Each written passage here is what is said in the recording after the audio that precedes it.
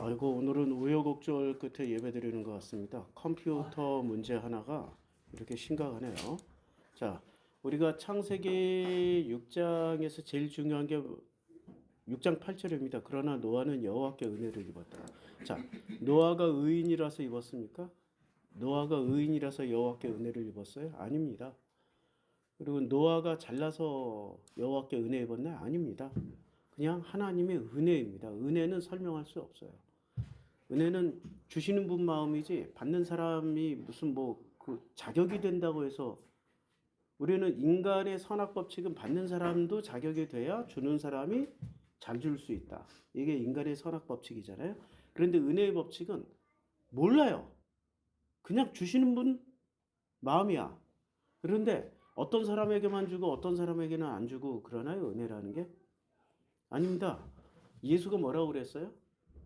악인이나 선인이나 똑같이 햇빛을 주시고 비도 악인이나 선인에게 똑같이 내려주셔요. 그러니까 은혜를 다 주신다? 아니면 누군가만 콕 집어서 주신다? 예, 예수님에 따르면 다 주신다. 그런데 그 은혜를 받아들이는 사람이 있고 은혜를 거부하는 사람이 있을 뿐이에요. 은혜 다 받으신 줄로 믿습니다 하면은 아멘 하셔야 되는데, 우리 교회는 아멘 안 하고, 저기 광화문에 정광훈 집회하서는 무슨 개소리를 하더라도 아멘 하고. 이게 성경을 해석하는데 제일 중요한 게 뭔지 아세요? 성경을 해석하는데 제일 중요한 거는, 자, 성경 해석의 기준이 뭐냐 이거지. 기준이 1. 올바른 구원관을 말한다. 2. 이게 지금 답이 아리까리 답입니다. 사지선다양 하면 헷갈리니까 삼지선다양만 할게요. 2. 올바른 구원론을 가르치는 게 성경 해석의 기준이다. 2.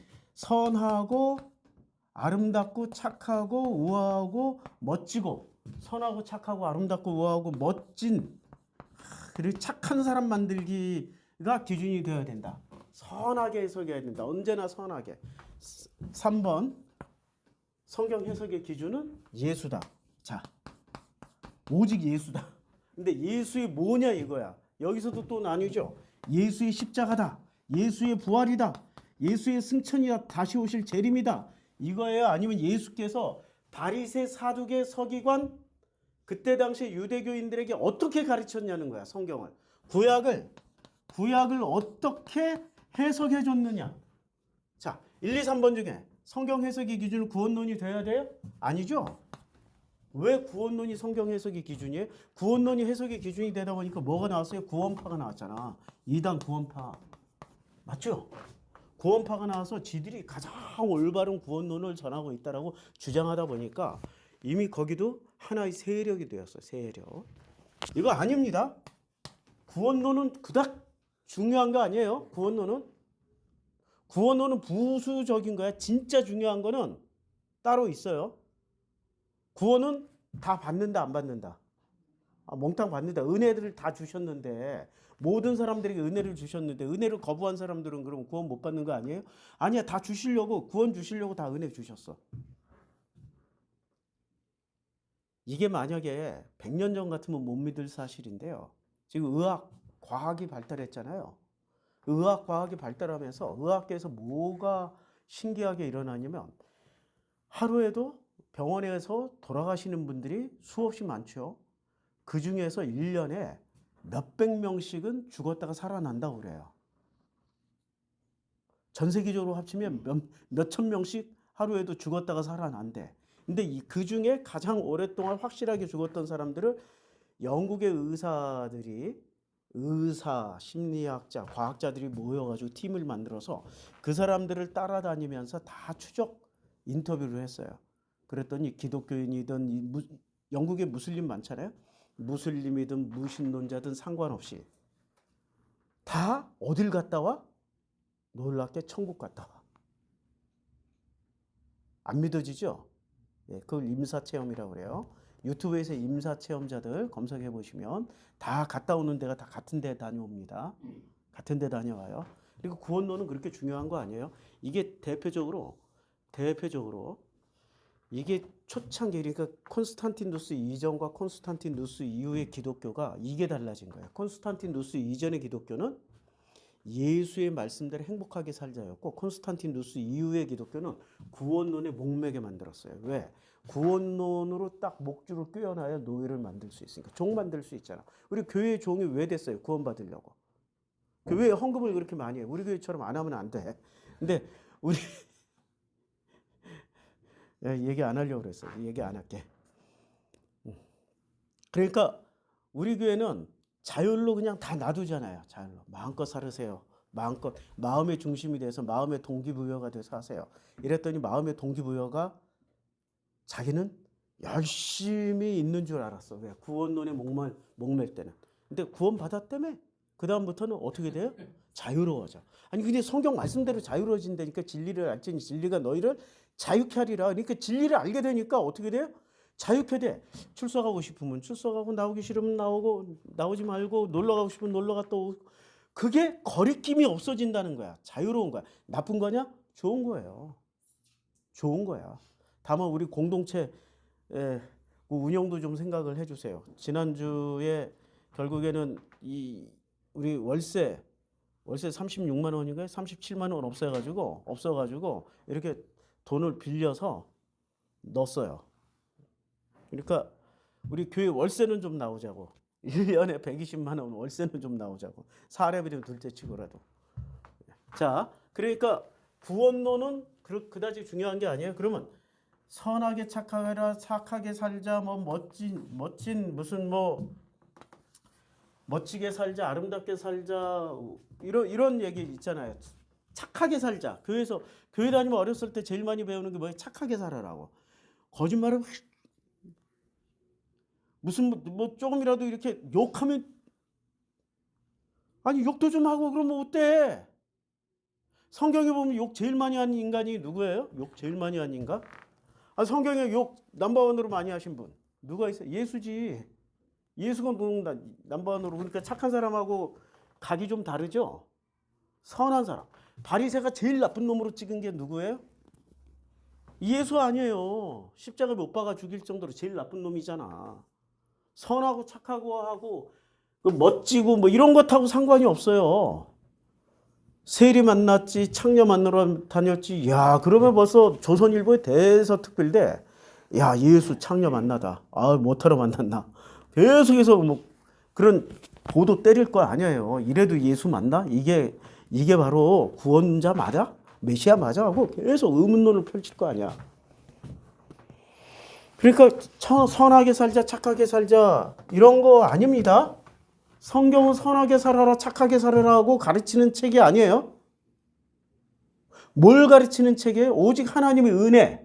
은혜가 뭔지를 알아서 그 은혜를 알아야 내가 선택하든 아니면 거부하든 할 거 아니에요. 그러니까 예수가 오셔서 뭘 설명해 줘야 되는 거예요? 하나님의 은혜가 뭔지를 설명해 주려고 오시는 거라고. 뭐하러 오셨다고요? 하나님의 은혜. 하나님의 은혜를 뭐로 설명해 줬어요? 그냥 구라로 설명해 주면 못 알아듣잖아. 그러니까 구약 성경 가지고 하나님의 은혜를 설명해 줬어요. 예수님 당시까지만 해도 신약 성경이 있었어요? 없었죠. 그러니까 구약 성경 가지고 재해석을 해 주신 거야. 그런데 이 구약 성경을, 이 예수의 해석을 구약 성경을 가지고 하나님의 은혜를 재해석해 준 것을 뭐라고 우리는 또 착각하고 있냐면, 예수를 뭐로 착각하냐면 예수의 십자가와 부활과 재림과 승천, 다시 오실 메시아 해가지고 종말론을 강조해버려요. 콘스탄티누스 이전에는 종말론이 있었다 없었다? 있었어. 왜냐하면 로마에 계속해서 탄압을 받으니까 빨리 종말이 와서 예수의 재림이 오셔가지고 이 지옥 같은 상황을 끝내버렸으면 좋겠다라고 생각을 했어요. 그러면 그게 복음이에요? 아니면은 유사복음이 된 거예요? 유사복음. 그런 흐름도 있었어요. 그렇지만 주류는 어떻게 됐었냐면은 그런 식으로 해석한 게 아니라 우리가 지금 죽더라도 여기가 바로 이 자리가 재림의 자리야. 우리가 바로 하늘나라로 가는. 그러니까 자, 구원론과 부활 다시 오실 예수를 이걸 일체형으로 생각했지 이걸 따로따로 분리하지 않았다고. 그때 신학은 복원된 게 없어. 그래서 뭐를 복원해야 되냐면 예수의 은혜. 은혜 받으면 끝나요. 자, 노아는 여호와께 은혜를 입었더라. 제가 지난번에 설교했던 내용 중에 하나가 모든 족보의 창세기에 나오는 모든 족보의 끝은 뭐가 된다? 망가진다. 창세기에 나오는 모든 족보의 끝은 망가진다. 창세기 11장. 창세기 11장에 셈 족보가 나옵니다. 창세기 11장에서는 오직 셈의 족보만 나와요. 셈의 족보는 이러하니라. 셈은 백세 곧 홍수 후에 홍수 2년에 아르박삿을 낳고 아르박삿은 뭐 셀라를 낳고 이렇게 쭉 내려갔는데 자 여기서 나홀은 29세에 데라를 낳았어요. 그럼 데라 때부터 족보의 끝이잖아요. 데라 다음이 아브라함이잖아요. 그러면 데라 다음에 아브라함 때는 이 셈 족보가 복음을 계속 전수를 받아야 되는데 복음을 제대로 받았습니까? 절대 아니에요. 왜 절대 아니냐? 자 여호수아 24장 2절에 보면 여호수아가 모든 백성에게 이르되 이스라엘의 하나님 여호와께서 이같이 말씀하시기를 옛적에 너희 조상들 곧 아브라함의 아버지 나홀의 아버지 데라가 분명히 아브라함의 아버지 나홀의 아버지 데라가 강 저쪽에 거주하며 뭐를 섬겼어요? 다른 신. 여호와를 안 섬겼어요. 다른 신을 섬겨버렸어요. 그러면 이 창세기 11장 끝은 창세기 11장 끝 이 족보의 마지막은 영광의 족보예요? 타락의 족보예요? 타락의 족보라고 데라의 족보. 그러니까 영광의 족보 가장 훌륭하고 우리가 성경을 오해하고 있는 것 중에 하나가 가장 선하고 착하고 멋지고 우아한 은혜 가득한 사람을 선택해서 모델로 삼았다고 그러는데 이 모델은 이거 아니야. 어떤 사람을 모델로 삼아요? 가장 망가진 사람. 가장 착하지 않은 사람. 착하지 않은 사람. 아니 아브라함 거짓말 몇 번 했어요? 공식 거짓말 2번. 자기 조카 롯하고 졸라 싸웠어. 심지어 자기 친아들마저도 버려버렸어. 아니 자기 친자식을 어떻게 버려요? 아니 아브라함이 친자식 아니라고 또 주장하고 싶은 분들이 있어. 그거 사라의 친자식이 아니고 아브라함의 친자식이라고. 구분하셔야 돼요. 아브라함의 친자식이라고 사라의 친자식은 아니야. 맞죠? 그러면 사라하고 하갈 중에 누가 더 세고 누가 더 악해? 사라. 그러면은 누구로 계속 계보를 이어줘요? 악한 년놈. 아니 목사님 왜 그렇게 욕 많이 해? 아니 여기 착한 사람 구원 안 받는데 착한 사람 상관없다니까. 나는 나이 40까지 욕 안 했어. 진짜로 욕 안 했어. 욕 안 하려고 하다 보니까 스트레스가 너무 심해서 스트레스에 짓눌려가지고 키가 못 컸어. 내가 키가 못 큰 것은 스트레스 때문에 키가 못 컸어. 농담이고 그만큼 착하려고 노력을 했는데 착하려고 노력하다 보니까 내 안에 기쁨이 충만하고 사랑이 충만했나요? 아니요. 스트레스 충만해. 저지를 건 저지르고 살으라고. 할 말은 하고 살으라고. 그래서 나는 요즘 세대가 너무 좋아. 할 말 하고 살잖아. 우리는 할 말 안 하고 살았잖아. 해석해줘요? 할 말 하지 않고 살았다. 할 말 안. 아주 요새 우리 딸한테 배웁니다. 우리 큰 딸하고 작은 딸하고 세대 차이가 나요. 30년 차이니까. 큰 딸 작은 딸한테 두 세대를 지금 배우고 있어. 두 세대. 자, 그러니까 해석은 뭐냐면 해석은 성경 해석의 기준은 뭐가 돼야 돼요? 정답으로 치면 성경 해석의 기준은 예수여야 돼. 예수. 자, 이걸 항상 명심합시다. 그럼 예수의 구원론이에요? 예수로 말미암아 구원받는 구원론이 해석의 중심이 돼야 돼? 이거 아니라니까. 그러면 예수로 말미암아서 우리가 어떻게 하나님의 은혜를 받았는지를 확인하는 거죠. 이게 해석의 기준이 돼야 돼요. 하나님의 은혜가 예수로 말미암아서 어떻게 오는지. 그래서 그 은혜를 내가 선택할 수도 있고 선택 안 할 수도 있는데 복음을 알게 된 사람들은 그 은혜를 선택하게 되어 있는 거죠. 근데 복음을 모르는 사람들은 그 은혜를 선택해요? 아니면 세상의 은혜를 선택해요? 세상의 은혜를 선택하잖아. 어디 가면 알 수 있어요? 저기 여의주동에 있는 그 조용팔 목사님의 순볶음밥에 가면은 다 볶아버렸잖아. 거기는 거기 온갖 잡탕, 샤머니즘, 뭐 성경 다 섞어가지고 완전 볶음밥 잡탕이 돼 있잖아. 거기는 해물도 들어가 있지, 육해공군 다 들어가 있지. 거기에 온갖 나물 다 들어가 있지. 보기에 얼마나 멋있어. 야, 그거 먹을래? 아니면은 이렇게 이게 꼭 꽁보리만 먹을래? 그러면 뭐 먹겠어요? 그거 먹지. 사람들이 그거 선택한다니까. 거기 가서 소원 성취 만사형통 다 이루어지잖아요. 부르짖는 데도 다 이루어 주신다는데 은혜 선택하겠어요? 내가 원하는 거 다 이루어지는 대로 가겠어요? 본인들이 원하는 거 다 이룬 대로 가잖아. 은혜 받는다는 건 뭐야? 내가 원하지 않는 거에 자꾸 일어나는 거야. 내가 원하지 않는 거. 아, 나는 그렇게 당할 리가 없는데 당했어. 나는 그렇게 저지르고 싶지 않은데 저질렀어. 내가 그렇게 하고 싶지 않은데 그 일 속에 들어가 버렸어. 아니, 나는 인간관계 행복하게 살고 싶은데 자꾸 불행해져. 내가 원하지 않는 걸 경험하게 되는 게 그게 은혜다 아니다. 은혜다. 왜? 아브라함과 이삭, 이 데라의 족보에서 타락을 했잖아요. 결국엔 타락을 하고 이 타락한 대표자 중에 한 사람이 아브라함이 아브라함. 나홀은 일찍 장가 들었는데, 자, 그 하란은 그 아비 데라보다 먼저 고향인 갈대아 우르에서 돌아가셨어.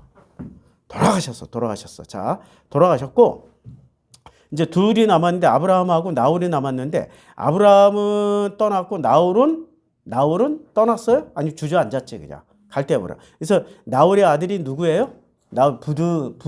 부드엘의 아들이 누구예요? 부드엘의 라반. 나홀의 아들이 부드엘의 아들이 라반. 이제 기억하셔요? 그러니까 대표적으로 이상한 놈 둘이 남아 있는 거야. 아브라함하고 나홀하고. 그래서 이 아브라함더러 뭐라고 그래요? 여호와께서 아브라함에게 이르시되 너는 너의 고향과 친척과 아버지의 집을 떠나 내가 내게 보여줄 땅으로 가라 그랬단 말이야. 그래서 본토 친척 아비 집을 떠나라는 것은 네가 지금 고향에서 배워먹은 거, 고향. 너의 고향에서 배워먹은 거, 너희 친척들로부터 영향받은 거, 너희 아버지로부터 물려받은 거 다 떠나. 그 말이야. 떠나려면 어떻게 해야 돼요? 여행을 내가 젊은 청년들에게 자꾸 권장을 해. 왜 자꾸 권장을 하냐면 합법적으로 합리적으로 자기 본토 친척 아비 집을 가장 멀리 오랫동안 떠나 있을 수 있는 그 기회가 뭐냐? 배낭여행이야. 그래서 배낭여행을 오랫동안 떠나보라고. 나도 세계 일주를 2번이나 했잖아요. 몇 년 동안. 그리고 아프리카 선교사로 아프리카에 4년 있었다고. 그러니까 오랫동안 떠나보니까 뭐가 보여요? 내가 보여, 내가. 본토 친척 아비 집을 멀리 떠나라고. 우리 박 집사님도 제주도에 가서 한 1년 살다 오셨잖아. 멀리 떠나보니까 객관화가 되잖아. 그전에는 발목 묶여가지고 그냥 이 아들, 딸이 전부고, 뭐가 전부고, 가치관이 그렇게 멀리 한 1년 떠나가 있으니까 객관적인 거리가 유지가 되잖아요. 못 떠난다니까. 우리 못 떠난 사람 중에 대표적으로 어떤 사람들이 못 떠나냐면은 나이가 30이 넘었어, 아들이. 대학도 학력이 나보다도 더 좋아. 그런데 아직도 엄마한테 와서 손 벌려. 아버지한테 자꾸 손 벌려. 이거 안 주면 나 죽을 것 같다고. 이거 망한다고 어떻게 하면 좋겠냐. 막 울며. 그러면 어떻게 해? 또 만들어서 또 줘야지. 자꾸 줘야 먹여야지. 동막골. 웰컴 투 동막골 자꾸 먹여야지 아버지가 되고 어머니가 되는 줄 알아. 자꾸 먹여줘야 아버지가 되고 어머니가 되는 줄 안다고. 그건 서로 뭐가 안 돼 있는 거야? 독립이 안 돼 있는 거야. 객관적 거리가 유지가 안 돼 있는 거야. 그럼 둘 다 서로 행복해질 수도 있지만 둘 다 서로 불행해질 수가 있다고. 턱 못 끊어. 이렇게 자꾸 못 끊으니까 자기는 지금 수중에 돈 없으니까 여기저기 돈 빌리러 다녀. 돈 빌리는 자기 자신이 불쌍하고 창피하고 너무 쪽팔리고 죽을 것 같아요? 아니면은 너무 자랑스러워. 내 자식을 위해서 하는데 떳떳해. 당연해. 내 자식이 필요한데 왜 안 줘? 속으로 이런 생각하면서. 자기는 올바르고 자기는 떳떳한데 앞에 있는 사람이 이게 뭐 분명히 있는 줄 아는데 없어요 하면서 지 자식한테 막 줘. 그럼 막 승질나잖아. 내 자식은 내 자식이 아니고 네 자식만 네 자식이. 아니 그 돈이 내 돈이야 네 돈이야 지금. 그 사람 돈인데 왜 자기 돈처럼 생각을 해? 이상한 거야. 독립이 됐어요 안 됐어요? 안 돼 있는 거야. 그러니까 뭐를 떠나야 돼? 고향, 친척, 아비 집을 떠나라는 거야. 떠나. 자, 이제 우리 노인 세대란 말이에요. 노인 세대에 우리 50대, 60대쯤 되면 꿈꾸는 게 있어요. 시골에 땅 사가지고 전원주택 지어서 저 푸른 초원 위에 그림 같은 집을 짓고 사랑하는 할망구와 할망구 됐잖아 이제. 뭐 그렇게 살고 싶어. 그게 관념이라는 거야. 자, 일단 떠났어. 그림 같은 집을 지었어. 아, 할머니 분장을 시켜놨더니 그래도 젊은 날 모습이 나왔어. 근데 뭐가 문제야? 나는 떠났는데 누가 못 떠났어? 자식들이 못 떠났어. 자식들이 계속 울면서 와서 막 손 벌리고 있어. 경제적으로도 독립이 안 돼 있고 정신적으로도 독립이 안 돼 있어. 그러면 그림 같은 집에서는 살고 있지만 마음은 행복해요? 마음이 행복하냐고. 서로 행복하려면 어떻게 해야 돼? 너의 고향과 친척과 아버지의 집을 떠나야 된다고. 떠나야 돼. 그럼 떠나야 될 이유가 있을 거 아니에요. 아브라함이 왜 떠나야 되냐면은 그가 애굽 가까이 이르렀을 때 그의 아내 사라에게 말하되 내가 알기에 그대는 아리따운 여인이라. 애굽 사람이 그대를 볼 때 이르기를 이는 그의 아내라 하여 나는 죽이고 그대는 살리고 원하건대 그대는 나의 누이라 하라. 그러면 내가 그대로 말미암아 안전하고 내 목숨이 그대로 말미암아 어떻게 돼 보존되다. 뭐라고 얘기를 하라는 얘기예요? 거짓말하라는 얘기잖아. 누이 해봐. 누이. 근데 마누라한테 누이라고 그러면은 그리고 지 마누라를 어떻게 해요? 바로의 고관들도 그를 보고 바로 앞에서 칭찬함으로 그 여인을 바로의 궁으로 이끌어들였어요. 야, 이노지 집구석은 내가 지금 상상을 하기에 성적인 윤리가 전혀 없어. 우리 조선사회 같았으면 내 마누라가 딴 놈하고 자고 왔어. 아니, 잠을 잤든 안 잤든 간에 임신만 안 된 거야. 임신만 안 된 거야. 이게 지금 하루 저녁에 일어난 일이 아니에요. 굉장히 오랜 시간이에요. 그동안에 합방을 했다고. 임신만 안 된 거야. 목사님 그런 말 하세요. 근거 어디 있어요? 근거요? 찾아보세요.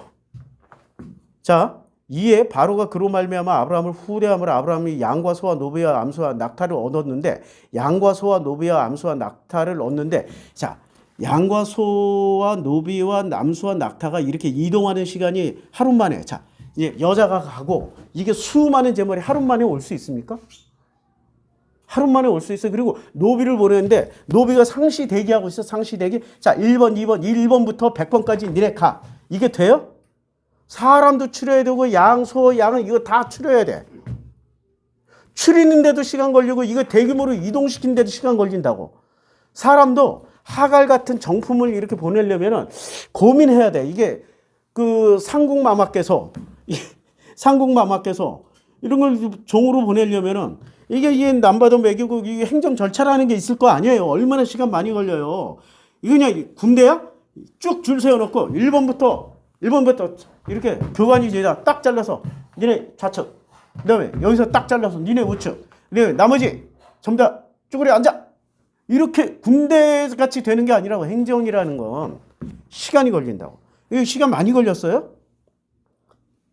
자, 여호와께서 아브라함의 아내 사라의 일로 말미암아 아브라함의 아내 사라의 일이 일어났어. 일로 말미암아 했으니까 일이 일어났다고. 일이 안 일어난 게 아니야. 맞죠? 일이 일어났어. 그래서 바로와 그 집에 큰 재앙을 내리셨어요. 큰 재앙이 내리는데 하루 만에 깨달아요. 이게 큰 재앙이? 아니, 이것도 시간 많이 걸려. 맞죠? 시간 겁나 걸리는 거야.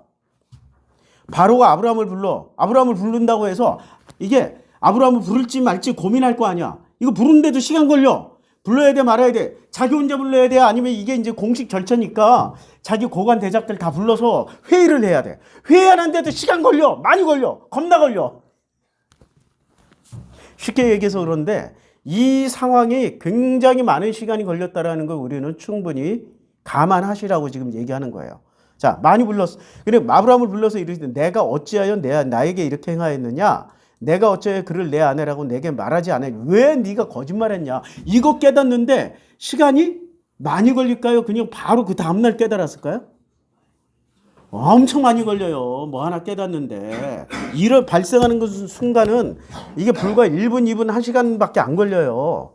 내가 뭔가를 실수하는 데는 순식간에 실수하지만 그걸 재해석해서 이걸 교정하기까지, 확인하기까지 시간 많이 걸린다고.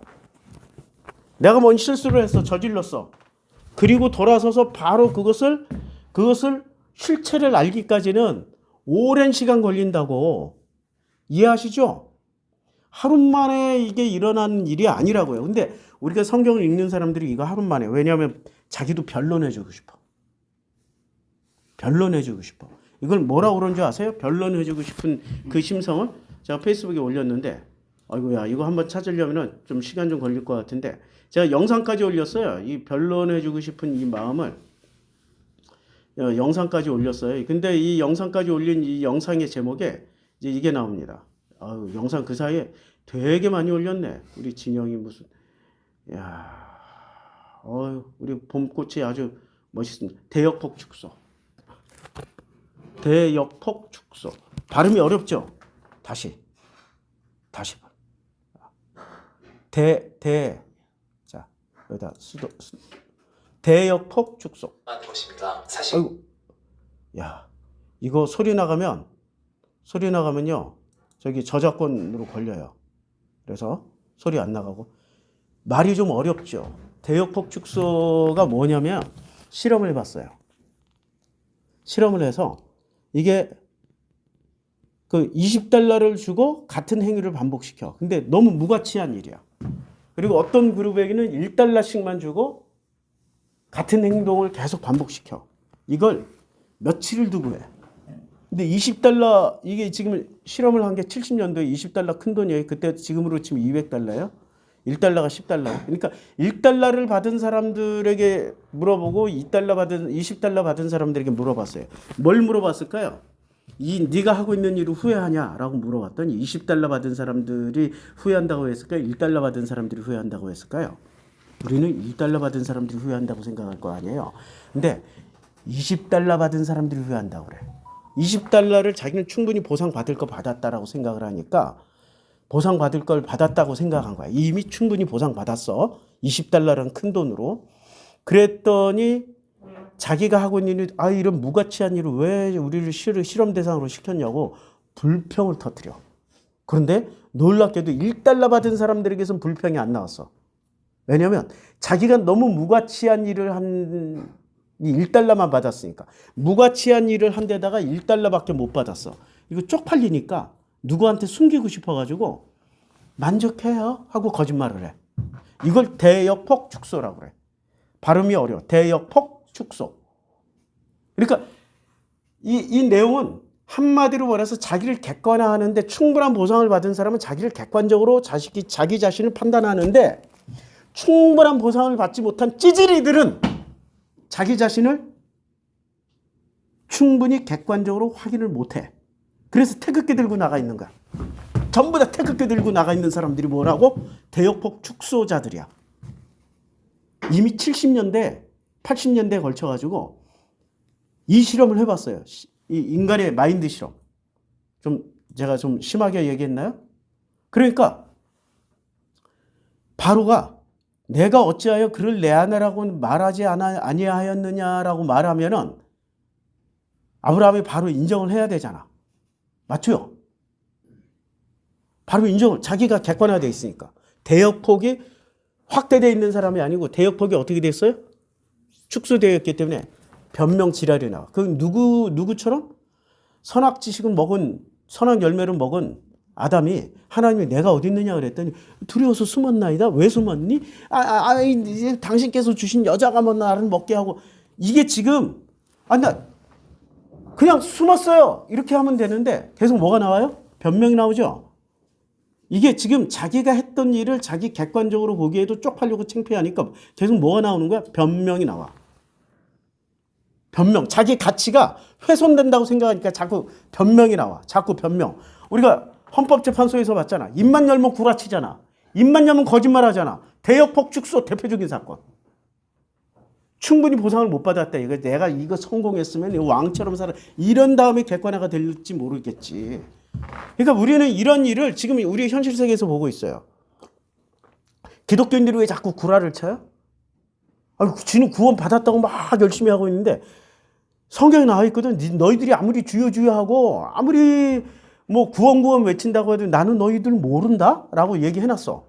그런데 왜 자꾸 쫙 하면서 자신은 마치 구원받은 하늘 백성처럼 막 교회 가지고 이러고 집에 가서는 찌질하게 살고. 왜 그래? 대역폭 축소. 이게 인간 보통의 심리라고. 자, 다시 한번 얘기할게요. 내가 어째 그를 내 아내라고 내게 말하지 아니하느냐. 잘 들어보세요. 내가 어찌 그를 누이라 하여 내가 그를 데려다가 아내를 삼게 하느냐. 내 아내가 여기 있으니 데려가라 하고 바로가 사람들에게 그의 일을 명하며 그들이 그와 함께 그의 아내와 그 모든 소유를 보냈어요. 자, 어찌 그를 누이라 하여 그를 데려다가 아내를 삼게 했느냐. 이렇게 얘기했으면 어떻게 얘기해야 돼요? 할 말이 없죠. 이렇게 성경극을 빼버렸어. 내 아내가 갈 때는 누이라고 하고 갔는데 지금 바로가 뭐라고 하면서 돌려줬어요? 너 아내, 너 마누라야. 아니 이때 아브라함은 어떻게 해야 돼? 정말 쪽팔려야 되잖아. 정말 쪽팔려고 막 쥐구멍에도 들어가야 되잖아. 그런데 1달러 받은 사람처럼 행동해요? 아니면 20달러 받은 사람처럼 행동해요? 1달러 받은 사람처럼. 뭐가 그렇게 옳은지 이해가 되죠? 대역폭 축소야. 대역폭 축소. 바로가 사람들에게 그의 일을 명하며 그들이 그와 함께 그의 아내야. 지금 바로가 큰 사람이에요? 아브라함이 큰 사람이에요? 그와 함께 그의 모든 소유를 다 보내버렸어요. 이 사람이 대인배야. 이 사람이. 아브라함이 선택받을 만한 이유가 있어요?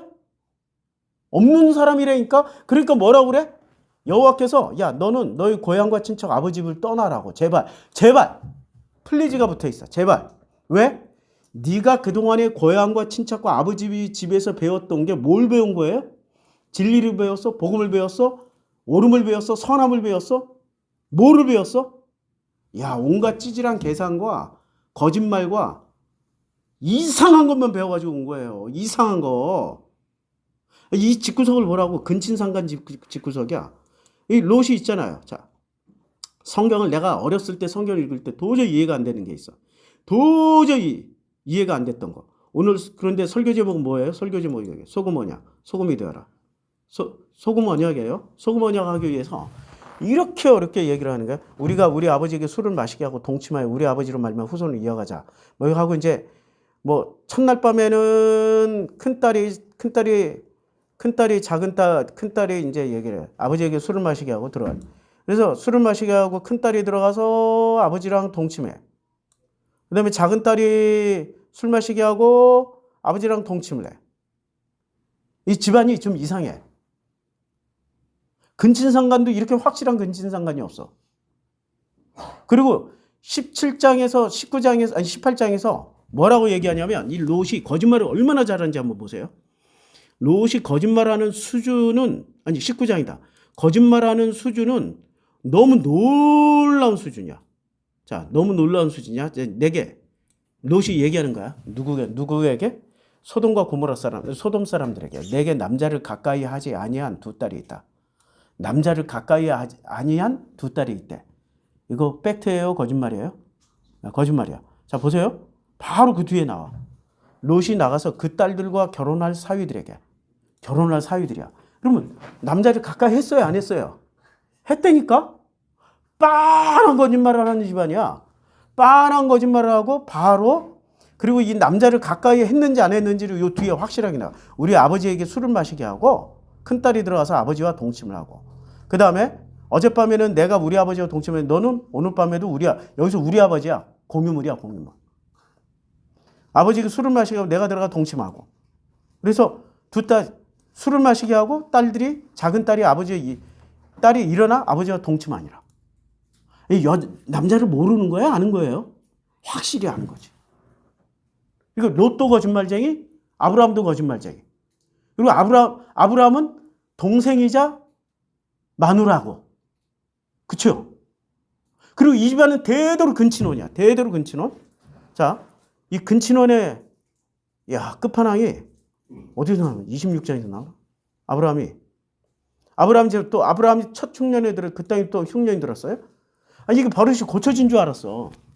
그랬더니 어떻게 되냐? 버릇이 고쳐진 줄 알았더니 아브라함이 그곳 사람들이 그의 아내에 대하여 물으매 이게 지금 100살이 훨씬 넘었어. 이거면 그 아내가 이제까지 이뻐요? 완전히 파파 할머니 됐다고. 근데도 지금 뭔가가 작동이 돼가지고 겁이 나니까 그가 말하기를 그는 내 누이라 하였으니 뭐라고 해요? 또 누이라고 또 거짓말을 해. 리브가는 보기에 아리따움으로 이거 지금 누구예요? 이삭이. 여기 이삭으로 건너왔네. 아브라함이 두 번째 거짓말하는 장면을 찾으려고 그랬더니 이삭이가 나왔어요. 그러니까 이 집안은 계속 끊어졌어요? 안 끊어졌어요? 본토 친척 아비집에서. 그래서 거기 오래 거주었던 그 이삭이 그 아내 리브가를 꾀하는 것을 블레셋 왕 아비멜렉이 창으로 내다본지라. 그러니까 거짓말을 했어. 좌우지간 누이라고 또 거짓말을 해요. 근데 이게 누이라고 거짓말한 게 이게 거짓말일까요? 또 사실일까요? 정말 되게 그 복잡한 족보를 가지고 이 집안은 아브라함이 나이가 많은 늙었어요. 그래서 어떻게 됐냐면은 아브라함의 아들을 위해서 신부감을 구해오라고 그러는데 신부감을 그냥 가나안 땅에서 구하면 돼. 근데 가나안 땅에서 안 구했어. 왜 가나안 땅에서 안 구했냐면은 이 집안에 본토 친척 아비집에서 배워먹은 전통을 이어가고 싶었던 거예요. 신앙하고 상관없어요. 왜 신앙하고 상관없어요? 리브가가 올 때 뭘 가지고 와요? 리브가가 이삭한테 시집 갈 때 그걸 뭐라고 그래요? 드라빔 가져가죠. 그 다음에 야곱하고 라헬하고 또 라반 집을 도망갈 때 또 뭘 가져가요? 드라빔을 또 가져가죠. 그러니까 여기는 여호와 신앙이 아니에요. 우상 집안이에요. 우상 집안. 근데 자꾸 이걸 또 기독교인들은 변론해주고 변명해줘. 왜? 대역축 소포. 뭔가를 자꾸 변명해주고 변론해주고 옹호해주고 싶어. 왜? 자기가 찌질하니까. 대역축 소포. 자, 그래서 어떻게 됐냐면은 이제 이 집안의 족보를 보자고요. 이 집안의 족보를 보면 이렇게 되어 있습니다. 자, 집안의 족보가 우리 이삭을 위해서 동생. 자, 그는 아브라함의 동생. 나홀의 아내. 나홀. 이렇게 나홀의 아버지예요. 나홀의 아내 밀가의 아들 부두엘의 소생이에요. 그러니까 아브라함의 동생 나홀의 아들 부두엘의 딸이에요. 그렇죠? 그러면 이삭은 지금 누구 급이에요? 부두엘급이야. 부두엘. 아브라함은 이삭을 낳았어요. 이삭을 낳았어. 그러면은 나홀은 부두엘을 낳고 누구를 낳았어요? 라반하고 리브가를 낳았어. 오케이? 그러면은 누구랑 결혼하는 거야? 이 여자는 누이야 조카야. 조카하고 결혼한 거지. 부두엘하고 이삭하고 그러니까 부두엘이 사촌 형이야. 이삭이 사촌 동생이야. 근데 부두엘의 딸하고 결혼했으니까 조카랑 결혼한 거잖아. 조카라고 말하지 않고 뭐라고 그랬어요? 그것도 누이라고 또 얘기를 했어. 족보가 좀 이상해 여기는. 그러니까 뭔가가 많이 꼬여있고 거짓말을 하고 이런 집안이에요. 상당히 이상한 집안이에요. 그러니까 우리가 생각하는 그 성경의 인물 선택 기준은 인물을 선택할 때는 어떤 사람을 선택하냐면 가장 착하고 선하고 정의롭고 의롭고 불의하지 않으며, 그러니까 한마디로 말해서 인물을 선택할 때 어떤 사람을 선택한다. 신약 성경 기준으로 하면 빛과 소금을 선택한다. 이렇게 우리는 배웠단 말이에요. 아니야. 쓰레기를 선택해서 빛이 반대 어둠, 소금의 반대 맹물. 소금의 반대물이 뭔지 모르겠어. 소금물의 반대. 그러니까 한마디로 말 쓰레기를 선택해서 이 사람들이 어떻게 은혜를 받는지, 하나님의 은혜로 어떻게 들어오는지를 설명해 주는 게 성경이라고. 이걸 왜 거꾸로 가르치냐고. 거꾸로 자꾸 본받을 걸 찾아가지고 이렇게 본받아라 저렇게 본받아라 이렇게 그거 자꾸 찾아봐야 본받을 거 하나도 안. 그러면 성경대로 자 롯처럼 딸하고 한번 해보지. 당신하고 조카랑 한번 결혼해봐. 말이 돼요? 안 된다고. 이거는 말이 안 된다고. 이 집안처럼 어떻게 사냐고. 이 집안은 막장 집안이라고. 지금 왜 막장 집안이에요? 여호와를 믿었어요? 안 믿었어요? 안 믿었다고. 여호와를 데라 때부터 데라 훨씬 전부터 안 믿었어. 그냥 데라 훨씬 전부터. 성경에서 나오는 마지막 족보는 전부 다 이상한 족보예요. 자, 그런 측면에서 창세기 6장의 족보는 어떻게 되냐? 창세기 6장의 족보, 창세기 5장의 족보죠. 5장의 족보에서 이제 마지막 이거 설명하는 게 이렇게 시간 많이 걸렸어. 라멕은 노아를 낳으노. 그러면 노아는 500세대 후에 셈, 함, 야벳을 낳았어요. 그럼 라멕부터 좀 이상한 거지, 족보가. 창세기 11장 기준으로 보면. 그래서 노아도 이상한 거야. 노아가 빛과 소금으로 만들어진 사람이에요? 아니면은 쓰레기였어요? 아직도 빛과 소금이라고 믿고 싶으세요? 9장을 보면 쓰레기라고 나오잖아. 9장에. 자, 9장에 드디어 어떤 일이 벌어졌냐면은 노아가 술이 깨어 그의 작은 아들이 자기에게 행한 줄 알고 이에 이르되 가나안은 저주를 받아. 이게 아버지예요. 아니, 지금 가나안은 아들이에요, 손자예요? 할머니, 할아버지는 아들보다 손자, 손녀를 더 좋아하죠? 근데 누구한테 저주를 퍼부어요? 자기 손자한테 저주를 퍼붓는다고. 이게 빛과 소금의 역할이야. 빛과 소금의 모습이야. 쓰레기의 모습이에요? 우리는 자꾸 대역축소폭으로 만들어진 그런 교리로 말미암아서 자꾸 변론해주고 싶다고. 성경을 있는 그대로 읽어야 그게 내 모습이었구나. 나 같은 쓰레기를 하나님은 나를 사랑하셔서 뭐를 주신다? 계속 은혜를 주신다. 그럼 나 같은 쓰레기가 은혜를 받을 자격이 더 많다? 아니면 없다? 더 많다. 얼마나 더 많은지 보여드릴게요. 자, 성경에서 보면은 둘째 아들이 쓰레기예요? 첫째 아들이 쓰레기예요? 둘째 아들이 쓰레기예요? 첫째 아들이 쓰레기예요? 자, 이제 그 첫째 아들이 그 며칠이 안 돼서 둘째 아들이 재물을 다 모아가지고 먼 나라에 가서 거기서 허랑방탕하게 그 재산을 낭비했어요. 둘째가 쓰레기야? 첫째가 쓰레기야? 예? 둘째가 쓰레기잖아. 일단 하는 짓거리를 바라고 허랑방탕하게 다 써버렸어. 다 없애버렸어 그냥. 그런데 하나님은 샘플로 누구를 선택해요? 둘째를 선택해요? 첫째를 선택해요? 둘째를 선택하잖아. 둘째. 성경은 선택하는 기준이 쓰레기를 선택해. 내가 은혜를 정말 많이 받고 있어. 그러면 내가 빛과 소금이야? 쓰레기야? 그래서 나는 날마다 은혜를 필요해. 대한민국에 은혜가 진짜 겁나 필요했다고 지난 석 달 동안, 지난 100일 동안. 왜요? 대한민국 기독교가 쓰레기라서. 맞죠? 대한민국 기독교가 빛과 소금이라서 은혜가 필요했겠어요? 아니야. 쓰레기라서. 쓰레기가 많은 곳에, 어둠이 짙은 곳에 빛이 필요하다고요. 죄악이 간영한 곳에, 죄악이 많은 곳에 하나님의 은혜가 필요하다고. 나 같은 쓰레기에게 하나님의 은혜가 필요한 거지. 내가 이미 의인이야. 잘나 있어. 건강해. 그러면 의사가 필요해요? 예수 필요해요? 필요 없다고 얘기하잖아요. 예수께서. 누구에게 필요해? 병든 자에게 필요하다고. 나는 병든 자야. 아프다고, 힘들다고, 죽을 것 같다고. 제발 나에게 좀 오시라고. 그런데 놀랍게도 병든 자, 아픈 자, 쓰레기가 주여 오시옵소서라고 기도해요? 아니면은 자칭 의인들이 막 더 부르짖어 의기양양 기도를 해요? 교회는 어떻게 가르쳐줘요? 참 거꾸로 가르쳐주고 있죠. 이게 지금 성경의 원리예요. 성경을 해석하는데 가장 중요한 해석의 기준은 뭐냐? 예수여야 돼. 예수. 그런데 예수가 오셔서 불렀던 인물들이 어떤 인물을 불렀어요? 그때 당시에 빛과 소금의 역할을 하고 있던 바리새, 사두개, 서기관, 사내들인 공의의 멤버들, 이것들을 불렀어요? 아니면 쓰레기들을 불렀어요? 내 쓰레기 이름 얘기할게. 세리, 창녀, 이방인들, 수르보니게 여인들, 사마리아 여인들. 이때 당시의 기준인 빛과 소금은 안 부르시고 뭐를 불렀다고요?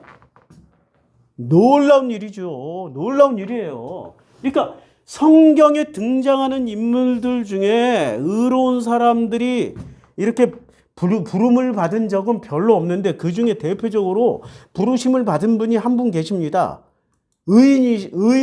의인이신데도 불구하고 하나님이 특별하게 쓰신 분이 있어요. 우스 땅의 욥이라고 불리는 사람이 있었어요. 그 사람은 온전하고 정직하여 하나님을 경외하며 악에서 떠난 자가 성경에서 이렇게 유일하게 등장해요.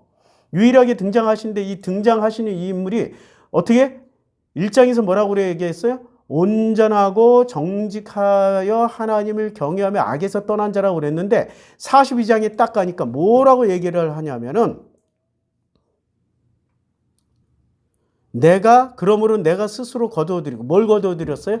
의인이며 선하며 착하며 정직하며 의로운 사람이라는 말 다 거두어드리고 티끌과 재 가운데서 회개하나이다. 그냥 회개하는 거예요. 자기 실체를 제대로 본 거야. 자기가 뭐라고요? 쓰레기야. 빛과 소금이라고 생각했는데 결론은 뭐라고요? 쓰레기라고. 성경에서는 빛과 소금을 부르는 게 아니에요. 빛과 소금은 알아서 잘 살아 이래버리지. 누구를 불러요? 그러니까 교회 나오지 마. 교회 나오는 순간 자기 인증하는 거야. 내가 뭐라고? 쓰레기입니다. 용서받아야 될 죄인이고 정말로 교만한 자, 교만의 극치고 내가 스스로 신이 된 자였습니다. 이 얘기라고 교회 나오는 순간. 그런데 우리 교회는 그거 확인하러 오는 교회야. 자꾸 확인시켜주면 이분들이 감사하고 기뻐서 열심히 나올 거야. 그만 나와버릴까? 자꾸 확인시켜주면 그만 나와. 나도 힘들어. 나도 좀 부응 좀 했으면 좋겠는데 우리 지금 월세도 못 내가지고 지난 주에 월세 못 내가지고 차입금으로 월세를 냈어요. 돈 빌려서. 어떻게 하겠어요? 우리 이런 복음을 전하는데 누가 우리 교회 오겠어요? 여기 나와야 소원손치 만사형통 되는데 여기 나와야 그게 돼야지 나오는데 그게 안 되잖아. 근데 뭐 하나 하는데 확실하게 내가 은혜를 필요로 하는 인간이구나. 내가 선택할 수 있는 것은 오직 은혜밖에 없구나. 그거 선택하러 오는 거야. 오직 은혜밖에 없구나. 맞죠? 오직 그 은혜 받으러 오는 거예요. 그 하나님의 은혜가 뭡니까? 한마디로 설명해 주세요. 그러니까 내가 빛이라고 생각하고 소금이라고 생각하는 사람에게 그 은혜가 임하면 알까요? 아니 자칭 의인한테 그 은혜가 임하면 아냐고요. 지금 욥기 1장에 온전하고 정직한 하나님을 경외하며 악에서 떠난 자에게 은혜가 임하면 알아요? 몰라. 그러니까 뭐가 임했어요? 저주가 임해버린 거야. 사탄이 얘기를 해요. 뭐라고 얘기를 해요? 욥이 어찌 까닭 없이 하나님을 경외하리까? 그 까닭을 다 제거해버리니까 욥이 스스로 어떻게든 커밍아웃 했잖아. 스스로 죄를 뒤집어쓰면서 티끌과 먼지를 뒤집어쓰면서 회개하나이다 하고 있잖아요. 그때 은혜가 임하는 거야. 은혜는 언제 임한다고요? 은혜는 나 잘났어 할 때 은혜가 임해요? 아니야. 나는 피조물에 불과합니다. 그저 창조주의 은혜가 필요합니다. 이때 은혜가 임해. 그 은혜가 은혜는 늘 멀리 있다 내가 은혜를 불렀더니 오는 거야? 아니면 늘 내 옆에 있었던 거야? 늘 내 옆에 있었던 은혜를 내가 드디어 마음문을 열고 받아들인 거라고요. 요한계시록 3장에 이렇게 얘기하고 있잖아요. 요한계시록 3장에 자 볼지어다 내가 문 밖에 서서 두드리노니 누구든지 내 음성을 듣고 문을 열면 내가 그에게로 들어가 그와 더불어 먹고 그는 나와 더불어 먹으리라. 예. 은혜가 어디 있어요? 예수가 은혜잖아요. 문 밖에 서서 날마다 기다리고 있는 거야. 지금 내 옆에 있다니까. 문만 열면 돼. 이 은혜를 좀 받으시라고. 은혜를. 자, 다시 이제 창세기로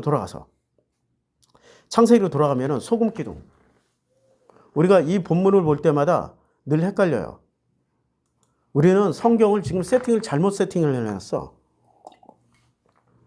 죽은 자는 말이 없다. 그러면 죽은 자, 제가 문구 찾기를 좀 하겠습니다. 사복음서 안에서 예루살렘 망대가 무너졌어요. 망대가 무너졌는데 그 망대가 지금 누가복음 13장 실로암 망대가 무너졌어요. 누가복음 13장으로 이제 가보겠습니다.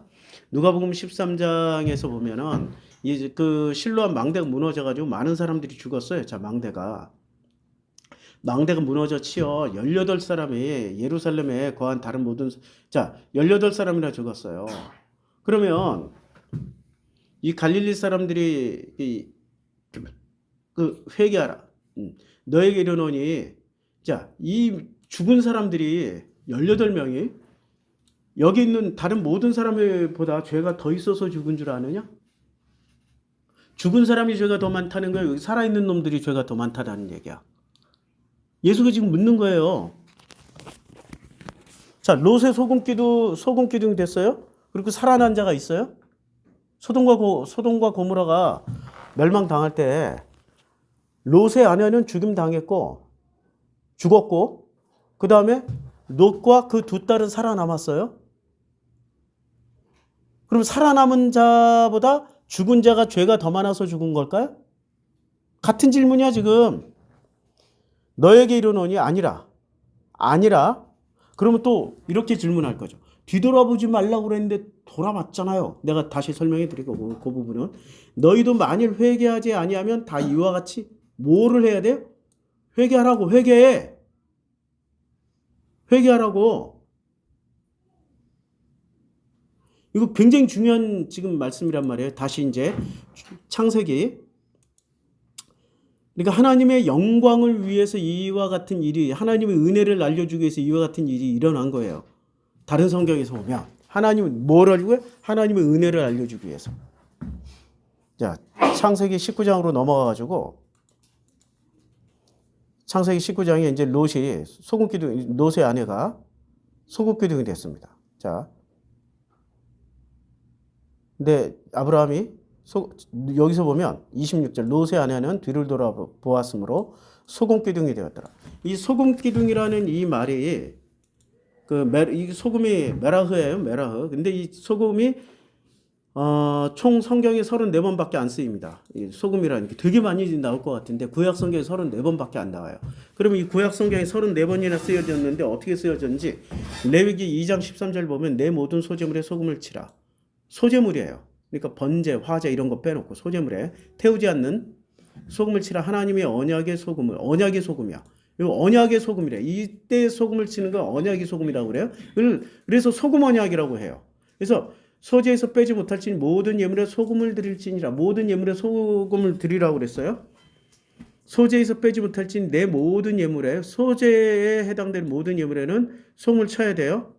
이게 이제 그 소금 언약이라고 그래요. 자, 민수기 18장 19절 이스라엘 자손이 여호와께 거제로 드리는 모든 성물은 내가 영원한 음식으로, 여기 메라흐 소금에 너와 내 자손에게 주노니 이는 여호와 앞에 내 후손에게도 변하지 않는 소금의 언약이다. 그러니까 소금 언약이라는 것은 뭐예요? 변하지 않는. 그러니까 하나님과 우리 사이에 소금이 어떤 역할을 해줘요? 변하지 않는 역할을 해줘요. 굉장히 중요한 역할을 해주는 거죠. 그런데 신약 성경으로 넘어오면 이 소금이 변합니까? 안 변합니까? 예? 신약 성경으로 넘어오면 예수께서 소금이라고 말씀하실 때 딱 4번밖에 안 나와요. 신약 성경에서는 이거는 저 복음서에서 근데 전체적으로 6번밖에 안 나와. 소금이라는 단어는. 많이 나올 줄 알았죠? 별로 안 나와요. 하나같이 뭐라고 얘기를 하냐면 너희는 세상의 소금이 만일 그 맛을 잃으면 무엇으로 짜게 하려? 후에는 아무 쓸데없어 다만 밖에 던져져 밟힐뿐이라. 자, 소금인데 소금이 만일 그 맛을 잃어요. 그러면 이게 소금이에요? 그냥 흰 가루예요? 흰 가루죠. 자, 사람마다 불로써 소금 치듯 함을 받으리라. 네, 불로써. 이거는 이제 나중에 중요한 거는 소금이 변할 수 있다. 소금은 좋은 것이라도 만일 소금이 그 맛을 잃으면 무엇으로 짜게 하려? 그렇죠? 소금도 맛을 잃을 수 있다? 그러니까 변할 수 있다는 얘기야. 이해가 되죠? 소금도 맛을 잃을 수 있다, 변할 수 있다. 그러면 소금 언약이라는 것 자체가 구약 성경에서 말할 때는 이 소금 언약은 뭘 전제로 했어요? 소금은 변한다, 안 변한다. 소금은 절대 불변이다. 황금은 변한다, 안 변한다. 절대 불변이다. 자, 소금과 황금은 이 같은 개념으로 쓰여졌다고. 황금은 변해요, 안 변해요? 안 변하죠. 그리고 소금과 황금은 같은 그 개념으로 쓰여졌는데 황금을 누가 들고 있느냐에 따라서 황금은 살리는 도구가 되고 죽이는 도구가 돼. 맞죠? 소금도 누가 가지고 있느냐에 따라서 소금은 제맛을 낼 수 있고 소금은 제맛을 못 낼 수 있어. 자, 소금을 뭐로 바꾸면 될까요? 소금을 은혜로 바꿔봐. 은혜를 필요로 하는 사람들에게는 은혜와 같이 짠맛을 내. 썩지 않게 만들고 상하지 않게 하고 변하지 않게. 근데 은혜가 필요 없는 사람들에게는 소금도 소금을 은혜라고 생각하면 그냥 맛을 잃어버려. 너무 오랫동안 소금하고 상관없이 살고 소금이 뭔지를 모르고. 자, 소금이 썩으면 뭐가 돼요? 썩은 소금 돼. 썩은 소금 봤어요? 썩은 소금 못 봤죠? 한번 보세요. 썩은 소금 있어요. 우리 집에 이렇게 그 히말라야 핑크 소금 2만 원이면 사. 2만 원. 싸. 그걸 다 가루로 내가지고 정품으로 만들어 놓으면 16만 원이야. 근데 쿠팡에서 히말라야 핑크 소금. 그거는 방사능 안 들어갔어. 바다가 방사능으로 오염됐잖아요. 후쿠시마 바다가 이제 바닷물이 돌아올 때 됐어요. 2011년도 일어났으니까. 그래서 제일 청정 소금이 히말라야 소금. 히말라야 그 높은 산에서 따가지고 온 거잖아. 핑크 소금 싸. 근데 저 볼리비아 소금, 아르헨티나 소금 비싸. 멀리서 와야 되니까. 근데 그걸 이런 덩어리로 사요, 진짜. 그런 덩어리로 가져왔는데 그 덩어리를 제가 이걸 깰려고 왔더니 망치가 부러져. 얼마나 단단하지. 어떻게 하냐면 이렇게 그릇 속에다가 소금 덩어리에 째려 넣고 물을 부어. 그러면 이렇게 부유물 쫙 뜨는 게 있어요. 다 걷어내야 돼. 그렇게 많이 뜰 줄 몰랐어. 소금 자체는 썩지 않았는데 소금에 붙어있는 것들이 다 썩어서 와. 이해가 돼요? 거기에 플라스틱 자루로 오잖아. 막 그런 것도 오고 온갖 먼지 쓰레기를 다 붙어서 와. 소금도 썩어. 염전에 가봐. 썩은 소금 있어요? 썩은 소금 있어요. 염전에 가봐. 그러니까 썩은 소금도 썩을 수 있다. 이 짠맛 다 빠지면. 화학식이 변하면 썩어요. NH2L인가 그러죠? NH2L? 맞나? NaCl인가? 아니, 내가 오래간만에 그 화학식 외우려고 그랬더니 몰라요. 근데 그 화학식이 변할 수도 있어요. 그런데 놀라운 것은 혹시 안 썩을 수도 있어요? 황금처럼? 그런데 뭐가 변해요? 소금은 안 썩는데 그것을 받아들이는 사람이 썩어버릴 수 있어. 복음도 마찬가지야. 예수의 말씀을 받아들이는 사람이 그 복음으로 받아들이면은 안 썩어. 은혜를 누리고 살아. 그런데 예수의 말씀을 구원에 초점을 맞춰 어떤 목적을 두고 하는 거야. 구원에 초점을 맞췄다든지 자기의 축복을 초점을 맞췄다든지 아니면은 자기가 이 땅에서 잘 먹고 잘 사는데 초점을 맞췄다든지 아니면 이데올로기에 초점을 빨갱이 공산당 안 돼, 이씨. 문재인가 안 돼, 이씨. 문재인 나도 안 돼, 이씨. 문재인은 제발 좀 사라져, 이씨. 나도 이러고 외치고 싶은데. 그런데 그렇게 맞춰놓으면 이게 복음이에요? 복음이 변질돼 버려요? 소금도 변질된다니까. 소금이 복음이잖아. 그 얘기야 지금. 변질돼. 맛을 잃어버려. 자, 그러면은 여기까지 하면은 그러면 이 소금은 누구에게 필요한 거예요? 제일 필요한 거. 소금이 제일 필요한 거. 소금이 제일 필요로 한 사람. 은혜를 찾는 사람이잖아. 그러면 은혜는 하나님 말씀 잘 듣는 사람이 은혜를 받아요? 아니면 자꾸 의심하는 사람들이 은혜를 받아요? 산 사람이 은혜를 받고 있는 중이에요? 죽은 사람이 은혜를 받고 있는 중이에요? 이거 어려운 질문이죠? 살아있는 내가 은혜를 받고 있어요? 죽은 자가 은혜를 받고 있어요? 되게 어려운 얘기예요. 자, 우리가 지금 이 계엄시국으로 들어가기 전에 계엄시국으로 들어가기 전에 노벨 대한민국 사람으로서 최초로 노벨 문학상을 탄 작가 이름이 강일임입니다. 한강이에요. 아이고야. 우리나라 한 리버가 이렇게 멋지게 될 줄 어떻게 알았어? 한강 작가가.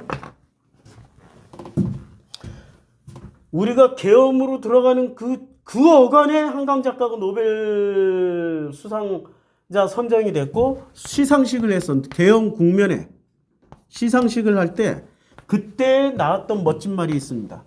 한강 작가가 했던 말이 뭐예요? 죽은 자가 살아있는 자들을 살린다. 죽은 자가 산 자를 살린다. 와, 이거 서구인들이 이거 이해할 수 있을까? 서구인들이 이거 죽었다 깨나도 이해 못해. 근데 서구인들이 이해를 못하니까 어떻게 됐어요? 원래 이해 못하는 것을 의미 부여해가지고 노벨상 준다고. 지들이 이해할 만한 거는 안 줘. 빤한 거니까. 알겠어요? 이해할 만한 건 안 준다고. 너무 빤하니까. 자, 그러면 무슨 일이 벌어진 거냐면 이번에 계엄시국을 지나오면서 저는 뭘 깨달았냐면 야, 죽은 자가 산 자를 살려내는구나. 그리고 우리나라의 근현대사에서 대표적으로 죽은 자 동학농민군 40만 명. 40만 명이 어떻게 죽임당했어요? 일제가 철저하게 쫓아다니면서 이 한반도 땅, 만주 땅까지 쫓아다니면서 학살을 해버렸습니다.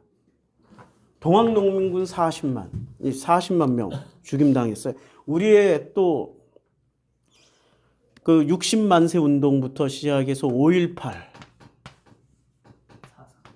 4.3 제주, 이 죽은 자들이 산자를 깨우고 살렸어요. 와, 이걸 지금 체험했잖아. 우리는 지금 전 국민이 집단 경험을 하고 있는 중이야. 이게 우연이야?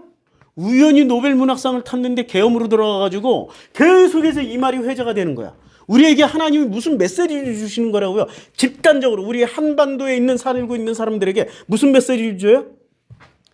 죽은 자가 산 자를 살리고 있는 중이야. 그러면 이때 죽은 자들은 저주받았어요? 이때 죽은 자들은 진짜 비참한 거야? 아니라니까. 이걸 나는 이렇게 설명해. 내 아들이 먼저 지금 11년 전에 갔잖아. 죽은 내 아들이 나를 살리고 있어. 죽은 내 아들이 이 복음을 전하게 계속해서 동기부여를 하고 있어. 그러면 이 아들은 비참한 거야? 죽어서 너무 불쌍한 거야? 살아있는 거야. 어디서? 내가 전하고 있는 이 복음이란 말씀 안에서. 믿어져요? 믿어지냐고. 내가 이렇게 복음을 전하는 이 말씀 안에는 이미 우리 성경에 나오는 수많은 사람들, 특히 우리 십자가에서 억울하게 돌아가신 예수의 그 죽은 자가 산 자를 살리기 위해서 지금 계속 재해석을 해서 이렇게 나오게 하고 있단 말이야. 예레미야가, 이사야가. 이거 믿어져요? 서구인들이 이거 믿어집니까? 안 믿어진다니까. 이거 놀라운 일이에요. 이거는 지금 우리 한국 사람들부터 이제 이해하기 시작하면 전 세계 사람들로 가면은 놀라운 복음이 이 세상으로 퍼져나가는 겁니다. 꼭 예수 안전에도 예수의 메시지가 중요한 거지 예수 이름이 중요한 게 아니라고. 예수의 이름을 내가 진영아라고 부를 때 내가 진영이의 껍데기만 알고 있는 거예요? 진영이라는 내용물을 다 알고 있는 거 아니야? 예수님하고 부를 때는 예수라는 껍데기만 알고 있고 내용물은 모르면은 그거는 예수랑 상관이 없는 거야. 맞죠? 중요한 건 예수의 이름에 담겨있는 내용물인데 내용물을 하나도 모르고 예수의 껍데기만 알고 그리고 예수 다 안다라고 착각을 해. 예수 이름만 부르면 뭐가 된다? 소원성취 만사형통하고 구원받는다. 그러면 예수를 안다는 얘기야? 모른다는 얘기야? 몰라. 예수 천당 불신지옥 하면 예수 안다는 얘기야? 모른다는 얘기야? 모른다는 얘기야. 자기 자신 지금 지옥을 살고 있는데 모든 사람들이라 보니까 저 사람이 지옥 살고 있네. 이러고 전부 다 찌찌찌 혀차면서 가고 불쌍해 여기는데 본인만 그냥 천국 산다고 이러고 지랄을 하고 있어. 불쌍한 거야. 예수도 모르고 아무것도 모르는 거야. 자, 여기서 보세요. 두 천사가 소돔에 이르렀어요. 근데 소돔 성문 앞에 앉아. 그러니까 제일 1번으로 본 사람이 누구예요? 롯이 1번으로 본 거 아니야. 그러니까 독점해버려. 내 주여 돌이켜 종으로 집으로 들어와. 이렇게 했어요. 그랬더니 그들이 누구예요? 두 천사가 뭐라고 얘기했어요? 천사라고 얘기했죠. 그럼 다른 사람 눈에도 천사를 보였겠어요? 안 보였겠어요? 보였죠. 소문 쫙 났겠죠. 근데 소문이 쫙 나서 이 천사를 만나보려고 사람들이 오고 있는데 지금 롯이 뭐를 해요? 롯이 자기 집으로 오라고 영접하는 거예요. 근데 그 두 천사가 그들이 이르되 아니라 우리가 거리에서 밤을 새우리라. 그러면 왜 밤을 새워야 돼? 쫙 몰려있는 소돔 사람들하고 뭐를 하기 위해서? 대화하기 위해서. 이거는 굉장히 중요한 기능이에요. 자, 11장에 보면 하나님이 뭐라고 그러냐면 우리가 내려가서 그들이 언어를 혼잡하게 하고 그래서 뭐라고 그러냐면 여호와께서 말씀하시기를 자 우리가 내려가. 일단 중요한 건 뭐를 해요? 내려가요. 내려가요. 그냥 하늘에서 그냥 벌을 때려도 되는데 어떻게 해요? 직접 그 현장으로 가신다고. 왜 그 현장으로 가요? 왜 그 현장으로 가냐고. 아니 하나님의 목적이 그냥 다 죽이는 게 목적이 한 명이라도 살리는 게 목적이야. 그게 목적이라고. 자, 출애굽기에 보면은 출애굽기 2장에서 보세요. 열화 후에 애굽 왕은 죽었고 이스라엘 자손은 고된 노동으로 말미암아 탄식하며 부르짖니 그 고된 노동으로 말미암아 부르짖는 소리가 하나님께 상달이 돼. 하나님은 그들의 고통 소리를 들으시고 하나님이 아브라함과 이삭과 야곱에게 세운 그 언약을 기억하사 하나님이 이스라엘 자손을 돌보셨어요. 그러니까 하나님은 어떻게 하셔요? 내려왔어요? 아니면 하늘에서 다 그냥 들어주셨어요? 그냥 이들이 살려달라고 할 때는 들어주시고 이들이 뭔가 뻘짓을 할 때는 내려와서 확인해 보신다고. 그렇죠? 이게 창세기 19장의 내용이야. 그럼 확인을 하셔야 되는 기회를 드려야 되잖아. 아니라 우리가 거리에서 밤을 새면서 뭐를 하겠다고? 그들하고 대화를 해보겠다고. 기회를 줘야 될 거 아니야. 근데 기회를 누가 뺏어가요? 어떤 새끼가? 롯이 간청을 해. 독점해버린다니까? 간청하니 그제서야 돌이켜요. 근데 그들이 눕기 전에 그 성사람 소돔 백성들이 노소, 여기 남녀가 안 나왔어요? 그냥 노소에 노인과 젊은이들을 막론하고 원거리에서 다 모였어. 왜 모였어요? 천사를 봤으니까 얘기하고 싶어서 온 거지. 뭔가 알고 싶어서 다 모여서 이끌어내라 우리가 그들을 상관하리라고 그랬는데 19장 5절. 상관이라는 이 번역이 지극히 잘못된 번역이야. 의도적으로 도덕 윤리로 번역을 해버린 거예요. 뭔가 허물을 찾아야 되는데 허물을 찾을 수 없으니까 그냥 상관이라고 번역을 그랬어요. 상관이 아니고 야다예요. 야다의 본래의 뜻은 뭐예요? 지금 야다의 뜻은 본래에 내가 너를 안다, 알아간다, 알고 싶다 이런 뜻이란 말이야. 그런데 그 아는 방법 중에 하나가 몸과 몸끼리 부닥쳐서 몸과 몸끼리 경험을 해서 안다. 그래서 야다라는 말에는 부부 행위가 들어가 있다고 섹스라는 단어가 들어가 있는 거야. 그런데 이것은 섹스가 제일 첫 번째 번역은 아니야.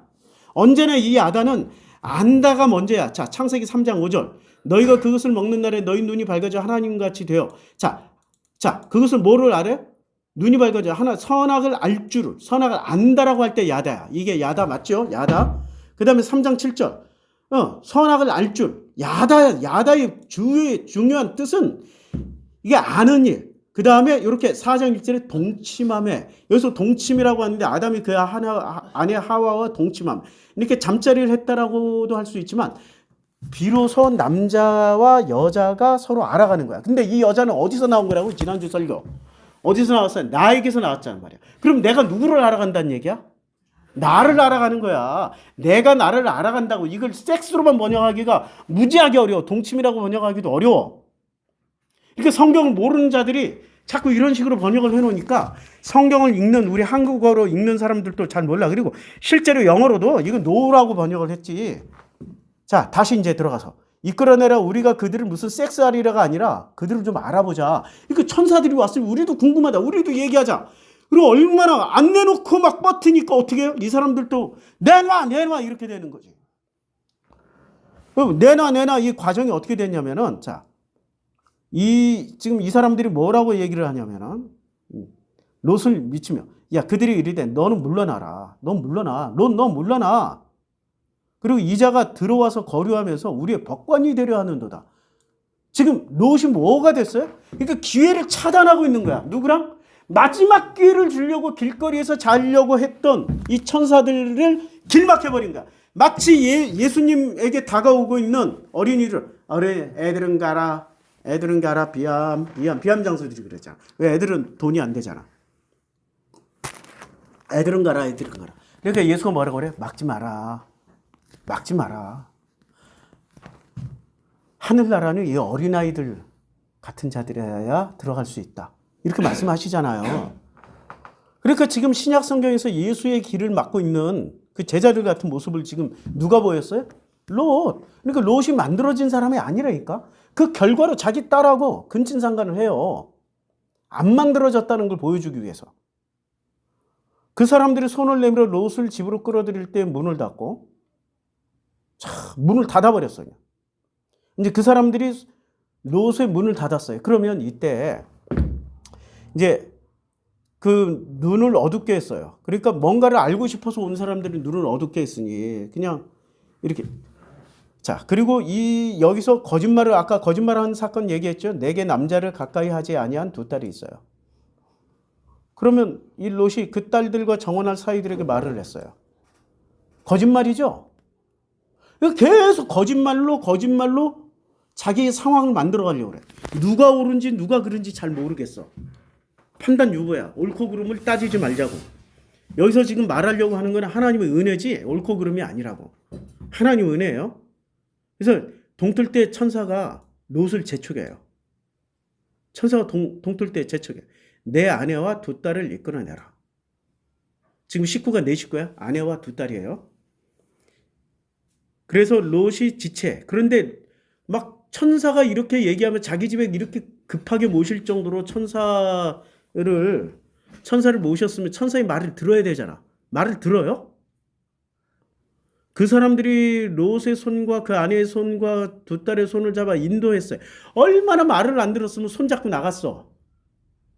말 안 듣는다니까 롯은. 우리 롯의 이 장면들을 우리는 자꾸 대역 축소폭으로 변명하려고 하지 말고 우리가 이 장면을 좀 더 깊숙하게 보자고요.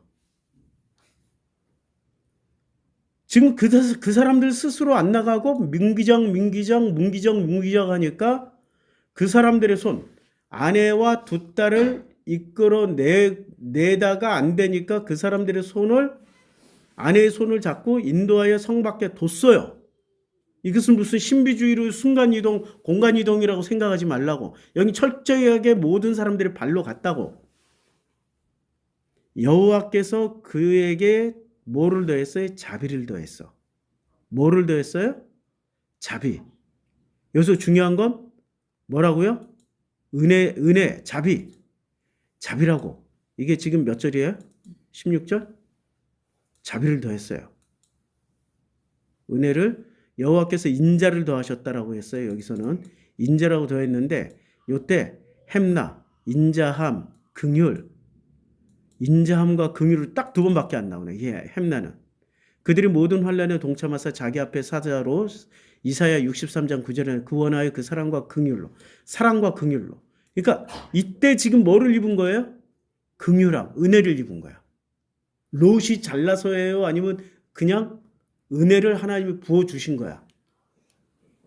근데 은혜를 부어주셨다고 해도 지가 받아야 돼. 근데 자비를 더하셨어. 있던 자비에서 어디에? 더해버렸어. 은혜를 더해버렸어. 그래야 뚫고 들어가.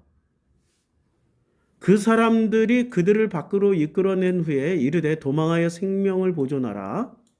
돌아보거나 들에 머물지 말고 산으로 도망하여 멸망함을 면하라. 그러니까 돌아보거나 들에 머물지 말고 산으로 도망하여 멸망함을 면하라라고 얘기를 했어요. 그랬더니 롯이 그들에게 이르되 내 주여 그리마옵소서. 내 주여 그리마옵소서라고 얘기했다고 해서 이 사람이 굉장히 의롭다라고 생각하지 마세요. 이제 주의 종이 주께 은혜를 입었고 이제 은혜를 입었다라고 얘기를 해요. 그러니까 자비에 자비를 더하니까 은혜를 입었어요. 근데 주께서 은혜는 어떤 사람들이 은혜를 입어요? 예, 쓰레기. 본인이 쓰레기야. 주께서 큰 인자를 내게 베푸사 내 생명을 구원하시오나 내가 도망하여 산에까지 갈 수 없나이다. 두렵건대 재앙을 만나 죽을까 하노라. 아니 도망가라면 도망가면 되지. 뭔 말이 이렇게 많아. 이 사람은 지금 롯은 되게 특이한 뇌구조야. 가라면 나가라고 하는데 민기장 하니까 오죽 답답해서 손잡고 끌어내. 그리고 저기로 야 저 산까지 가라. 아우 그냥 갈 수 없네. 차라리 여기서 죽어버릴래요. 이러고 있어. 두렵건대 내가 재앙을 만나 여기서 죽어버릴 거예요. 이러고 있단 말이야 지금. 맞죠? 재앙을 만나 죽을까나이다. 이 말을 이 사람 말로 옮기면 나 죽어버릴래. 나 못 가 막 이러고 무슨 뭐 부려요? 생떼 부리고 있는 거지.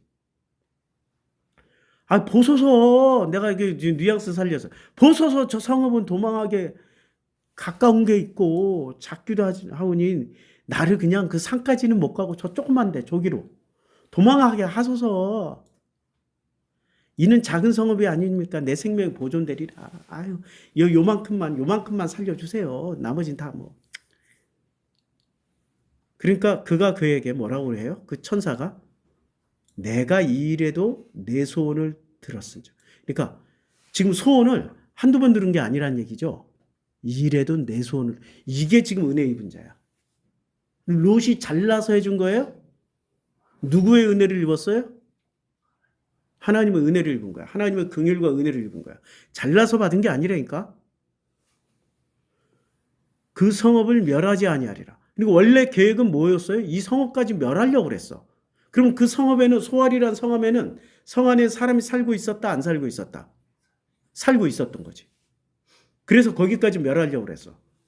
그런데 내가 저기 달려가기는 힘들고 저기까지는 좀 어떻게 알았지? 해줘 이런 거지. 그랬더니 이번에도 또 들어줄게. 야, 여기서 무한한 하나님의 은혜를, 이런 걸 이게 뉘앙스로 느끼셔야 돼. 뉘앙스로. 뭐로요? 뉘앙스로 느껴야 된다고. 그러니까 천사가 그리로 속히 도망하라. 내가 거기 이르기까지는 이제 천사도 아무 일도 행할 수 없다. 이제 못 지켜준다. 마지막으로 아무것도 내 해줄 수 있는 거 다 해줬어. 이러니까 이때부터 어떻게 해요? 죽어라고 달리는 거야. 그 전까지는 죽어라고 했어요? 알았어. 뭐 되든지 말든지. 와, 이거 배째라 아니야, 배째라. 어떻게 보면은 공감 능력이 있다 없다. 공감 능력 없는 사람이야. 네가 필요한 거지 뭐 내가 필요하냐. 처음에는 안 믿었어. 믿지도 않았어. 그런데 점점 이 천사들이 자비에 자비를 더하고 은혜에 은혜를 더해가지고 서서히 마음이 바뀌기 시작하는 거예요, 지금 롯이. 그렇다고 롯이 확 바뀐 거 아니에요. 그러므로 그 성읍 이름을 뭐라고 불렀어요? 소알이라고 불렀어요. 소알. 소알에 들어갈 때 해가 돋았더라. 여호와께서 하늘 곧 여호와께로부터 해가 떴을 때에 심판이 시작된 거예요. 캄캄한 밤중이 아니라.